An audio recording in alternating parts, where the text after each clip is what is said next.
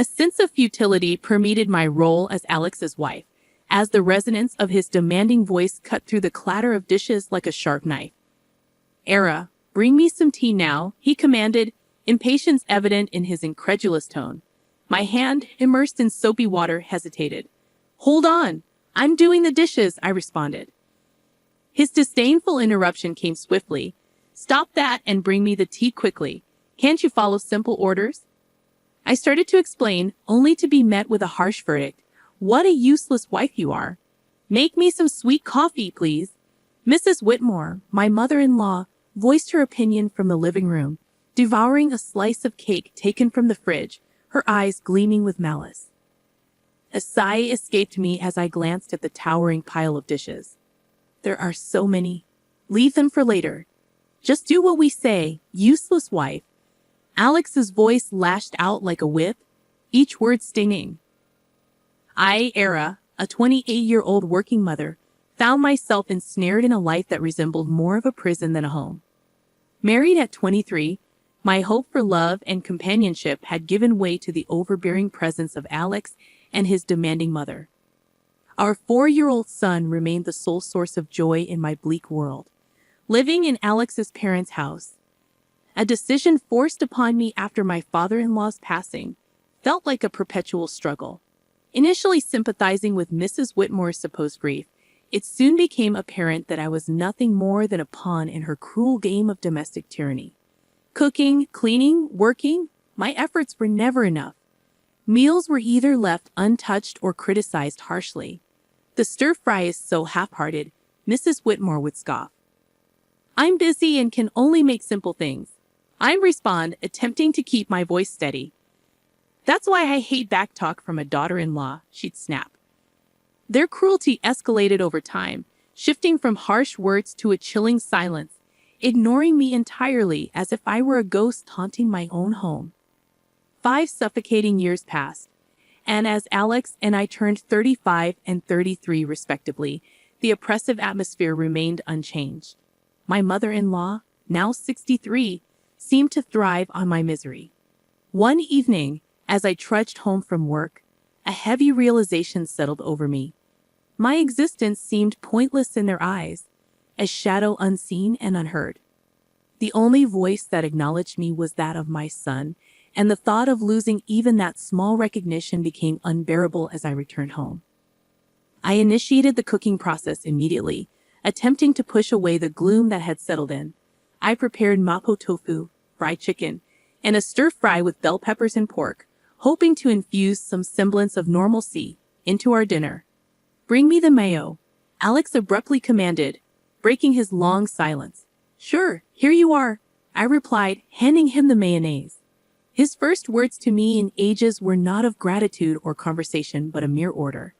It proved to be the final straw, the breaking point of my patience and tolerance. The evening took a turn for the worse when Mrs. Whitmore demanded, "Clean the toilet." "What now?" I gasped. "Yes, now," she insisted, her voice dripping with venom. Unable to contain my frustration, I snapped back. "Don't say such a thing while we're eating. It's nasty, just like your heart," she hissed. Our argument escalated quickly, with Alex interjecting, demanding I apologize to his mother. However, I refused, standing my ground for the first time in years. The conflict reached its peak, and in that moment, a decision crystallized within me. I needed to escape this toxic environment, not just for my sake, but for my son's as well. Retreating to my room, my resolve hardened.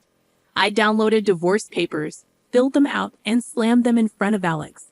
His shock was palpable, but I felt nothing but a cold determination. "I'm filing these," I declared, my voice steady. Facing my husband's bewildered expression, I realized I had finally stepped out of the shadows. It was time to reclaim my life. The days following my declaration of divorce were a whirlwind of cold glares and biting remarks. However, amidst this storm, I found an unfamiliar sense of liberation. One evening, as I served dinner, Mrs. Whitmore looked at the meal with disdain. "You call this food? Even a child cooks better," she remarked. Biting my tongue, I focused on my son's smiling face, and Alex chimed in sarcastically, "Oh, playing the perfect mother now, are we? What a joke." I sensed the anger simmering within me, yet I maintained my composure. I'm just trying to make a nice dinner for our son, I stated calmly.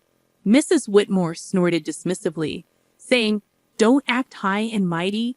You're just a burden in this house. The tension at the table became palpable, with Alex's attempts to belittle me only intensifying. So, Era, have you thought about how you'll survive after the divorce? You can barely keep a house, let alone your own life, Alex remarked. I looked him straight in the eye, asserting, I have been supporting this family for years. I'm not worried about taking care of myself and our son. His smirk faded slightly, a flicker of unease crossing his face. Mrs. Whitmore quickly intervened, saying, Don't be absurd. You need us more than we need you. The conversation turned to finances, a topic they usually avoided. You do realize that without my salary, this household would crumble, I stated, more to myself than to them. Mrs. Whitmore scoffed, claiming, We'll manage. We don't need your pity money. However, Alex's silence spoke volumes. He knew the truth. Without my income, they would be in dire straits. In the following days, their behavior became increasingly erratic. Mrs. Whitmore oscillated between trying to sweet-talk me into staying and hurling insults when I didn't comply. Alex, on the other hand, seemed lost, his arrogant facade crumbling as the reality of his financial dependence became undeniable. One afternoon, I overheard a conversation between them that chilled me to the bone. She can't leave us like this, Alex hissed. We need her money. Mrs. Whitmore's reply was cold and calculated. Don't worry. I have a plan. We'll make her life so miserable she won't dare to leave. Hearing their true intentions laid bare was a revelation. They didn't care about me or our son. It was all about control and money. That night, as I lay in bed, a plan began to form in my mind. If they wanted a battle, I would give them one, but it wouldn't be fought with words or petty arguments. I would get them where it hurt the most. Their pride and their pockets. The next morning, I started putting my plan into action. I contacted a lawyer, a sharp and renowned woman. I want a divorce, and I want to make sure they don't get a penny more than they deserve, I told her. She nodded, her eyes glinting with determination. We'll make sure of that. You've been the sole breadwinner, right? We'll use that. As the days passed, my resolve only grew stronger. I embarked on the task of documenting everything. The insults, the financial manipulation, even the smallest grievances. It was time to turn the tables, time for them to face the consequences of their actions. As I built my case, a sense of empowerment filled me. For the first time in years, I felt like I was in control of my own destiny. The shadows of discontent were slowly lifting, and in their place, a new dawn was emerging. As the divorce proceedings began, the atmosphere in the house grew increasingly toxic. Yet with each passing day, my sense of fear diminished, replaced by a steely resolve. One evening, Mrs. Whitmore tried a different tactic. Alara dear, why don't we forget all this nasty business? You know we're family, her words dripped with insincerity. I met her gaze unwaveringly. Family doesn't treat each other the way you've treated me, I responded. Alex, who had been quietly observing, scoffed. Oh, playing the victim now. You're not as innocent as you pretend to be. I felt a surge of anger but kept my voice calm. I'm not playing anything, Alex. I'm just no longer willing to be your scapegoat. The conversation turned, as it often did, to finances. You think you can just take our son and leave? How will you support him? Alex challenged. I smiled, a small, confident curve of my lips. I've been supporting this family for years. I think I can manage. Mrs. Whitmore's expression twisted into a sneer. You're nothing without us. You'll come crawling back. Their words no longer held power over me. I knew my worth, and I knew the truth. The next day, I met with my lawyer again. She laid out the strategy clearly. We'll expose their financial dependency on you. It will play a crucial role in the custody battle and the division of assets. I nodded, feeling a sense of vindication. The law was on my side, and I was ready to fight back. At home, the tension reached a boiling point. Mrs. Whitmore's attempts to undermine me became more desperate. You think you're so smart, she spat one evening. But you're just a cold-hearted woman abandoning your family. I looked her straight in the eyes. No, I'm a woman who's finally standing up for herself. I'm done, I declared. Alex jumped in, his voice laced with venom. You'll regret this. You can't survive without me. However, his threats fell on deaf ears. I was done being intimidated. As the days went by, my preparations for the court battle intensified. I gathered financial statements, recorded their abusive remarks, and collected evidence of their negligence. One afternoon, as I was organizing my documents, my son came to me. Mom, are we going to be okay? His voice was small, uncertain. I pulled him into a hug, feeling a surge of protectiveness. Yes, sweetheart, we're going to be just fine. We're leaving this place, and we're going to start a new, happy life. Just you and me. His arms tightened around me, and in that moment, I knew I was making the right decision. I was fighting not just for myself, but for my son's future. The day of the court hearing loomed closer, and with it, a sense of impending freedom. I was ready to face Alex and Mrs. Whitmore, ready to end their reign of control and emotional abuse. I was determined to reclaim my life and give my son the peace and happiness he deserved. It was time for justice, and I was determined to see it served. The day of the court hearing arrived, a day I had been anticipating with a mix of dread and determination. As I sat across from Alex and Mrs. Whitmore in the courtroom, I felt a sense of surrealism. This was the moment where everything would change. The proceedings began with a cold formality. Alex's lawyer portrayed him as a devoted husband and father struggling under the weight of false accusations. Mrs. Whitmore played the part of the grieving mother-in-law wronged by an ungrateful daughter-in-law. However, their performance was transparent, their lies brittle. When my turn came, I spoke clearly, my voice steady. I have been the sole provider for this family for years. My husband's employment and his mother's manipulation have been constant sources of strain. Alex interjected, his voice laced with false hurt. Alara, how can you say these things? I've always supported you. I turned to him, my gaze unwavering. Support is more than just words, Alex. It's about actions, and your actions have shown nothing but selfishness and cruelty. The judge listened intently as I presented my evidence. Financial statements, recordings of their verbal abuse, and testimonies from neighbors who had witnessed their behavior. The truth was undeniable, and as the evidence mounted, Alex's facade began to crumble. Mrs. Whitmore's composure cracked, her mask of innocence slipping away. The courtroom was silent, the air thick with tension. Then came the revelation that sealed their fate. My lawyer presented photographs and documents proving Alex's infidelity and Mrs. Whitmore's illicit affair with a wealthy neighbor, Mr. Harwood. The courtroom erupted in murmurs as the images were displayed, showing them in compromising positions. Their deception was laid bare for all to see. Alex's face turned ashen, his eyes wide with shock. Mrs. Whitmore's expression twisted into one of fury, her hands trembling. You invaded our privacy. Mrs. Whitmore shrieked, her voice shrill. I looked at her, my voice calm but firm. No, I exposed the truth, a truth that you both have been hiding for too long. The judge called for order, but the damage was done. Their credibility was shattered, their lies exposed in the harsh light of the courtroom. As the hearing came to a close, the judge's verdict was clear.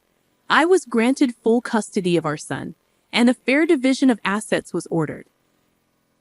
Alex and Mrs. Whitmore were left with little more than their shattered reputations. Walking out of the courtroom, I felt a weight lift off my shoulders. The years of manipulation and emotional abuse were finally over. I had stood up to my oppressors and emerged victorious. The sweetest moment came when my son ran into my arms outside the courthouse, his face bright with relief and happiness. We did it, Mom, he said, his voice filled with joy. Yes, we did, I replied, holding him close. We're free now. It's just the beginning for us. As we walked away hand in hand, I knew that this was not just a victory for me. It was a victory for every person who had ever been made to feel small, powerless, or unworthy. It was a victory for truth and justice, the start of a new chapter filled with hope and the promise of a brighter future. The aftermath of the court ruling was immediate and tumultuous.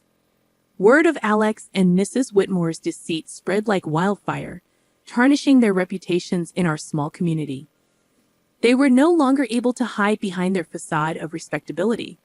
In the days following the verdict, societal judgment and consequences awaited them. I concentrated on rebuilding my life with my son, finding solace in the satisfaction that Alex and Mrs. Whitmore were facing the consequences of their actions. One evening, as I prepared dinner, I received an unexpected visitor, Mrs. Harwood, the wife of Mr. Harwood, with tearful eyes.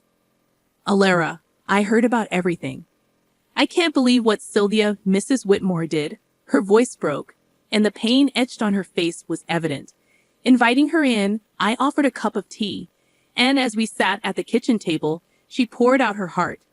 "I trusted her as a neighbor, as a friend, and to think she was having an affair with my husband," she said. I listened, offering words of comfort. It was clear that Mrs. Whitmore's actions had caused more damage than she had ever anticipated.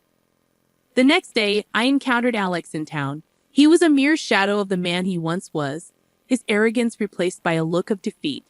"Alara, please, can we talk?" he asked, his voice barely above a whisper. I stopped, facing him. "What is there to talk about, Alex?" He fidgeted, unable to meet my eyes. "I am sorry for everything. I didn't realize how much I depended on you, on your strength." His apology, though late, was a testament to the shift in power. He had lost everything: his dignity, his home, his family. In that loss, he had finally recognized his own faults. However, it was Mrs. Whitmore who faced the harshest backlash. Her affair with Mr. Harwood had not only ruined her reputation, but had also led to legal troubles. Mrs. Harwood had filed for divorce and was pursuing a lawsuit against her for alienation of affection.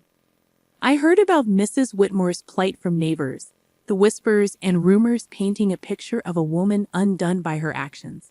She had become an outcast, shunned by those she had once considered friends. One afternoon at the grocery store, our paths crossed, and for a moment, our eyes met. The look of resentment and defeat in her eyes was unmistakable. "You did this to me," she hissed under her breath as she passed by. I watched her go, feeling a mix of pity and vindication. "No, Sylvia, you did this to yourself," I whispered to myself. The tides of justice had turned, and the consequences of their actions were now inescapable. Alex and Mrs. Whitmore were living the life they had crafted through years of deceit and manipulation, and as I watched them struggle with the aftermath, I knew that the best revenge was living well, free from their toxic influence. Turning my focus back to my son and our new life, I realized that this was not just a story of revenge. It was a story of liberation. It was about breaking free from the chains of abuse and control. As I looked to the future, I knew that the best was yet to come.